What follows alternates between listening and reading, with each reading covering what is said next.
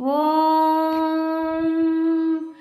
सहस्रशीर्षं देवं विश्वाक्षं विश्वशम्भुवं विश्वं नारायणं देवमक्षरं परमं पदं विश्वतः परमान् नित्यं विश्वं नारायणगं हरिम् विश्वमेवेदं पुरुषस्तद्विश्वमुपजीवति पतिं विश्वस्यात्मेश्वरगं शाश्वतगं शिवमच्युतम् नारायणं महाज्ञेयं विश्वात्मानं परायणम् नारायणपरो ज्योतिरात्मा नारायणः परः नारायणपरं ब्रह्म तत्त्वं नारायणः परः नारायणपरो ध्याता ध्यानं नारायणः परः यच्च किञ्चित् जगत् सर्वं दृश्यते श्रूयतेऽपि वा अन्तर्बहिश्च तत्सर्वं व्याप्य नारायणस्थितः अनन्तमव्ययं कविगुं समुद्रेऽन्तं विश्वशम्भुवम् पद्मकोशप्रतीकाशगं हृदयं चाप्यधोमुखम् अधो निष्ट्यावितस्यान्ते नाभ्यामुपरि तिष्ठति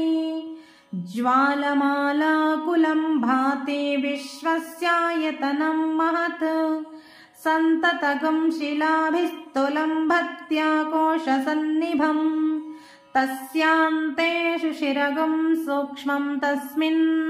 सर्वं प्रतिष्ठितम् तस्य मध्ये महानग्निर्विश्वार्चिर्विश्वतोमुखः सोऽग्रभुग्विभजन्तिष्ठन्नाहारमजरः कविः तिर्यगूर्ध्वमधः शायैरस्मयस्तस्य सन्तता सन्तापयति स्वं देहमापादतलमस्तकः तस्य मध्ये वह्निशिखा अणीयोर्ध्वा व्यवस्थितः नीलतो यदमध्यस्ताद्विद्युल्लेखेव भास्वरा नीवारशोकवत्तन्वी पीताभास्वत्यनुपमा तस्या शिखाया मध्ये परमात्मा व्यवस्थितः स ब्रह्मः स शिवः स हरिः सेन्द्रः सोऽक्षरः परमस्वराट्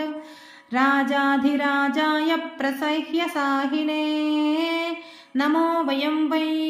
श्रवणाय कुर्महे समे कामान् कामकामाय मह्यम् कामेश्वरो वै श्रवणो ददातु कुबेराय वै श्रवणाय महाराजाय नमः ॐ तद्ब्रह्मा ॐ तद्वायुः ॐ तदात्मा ॐ तत्सत्यम् ॐ तत्सर्वम्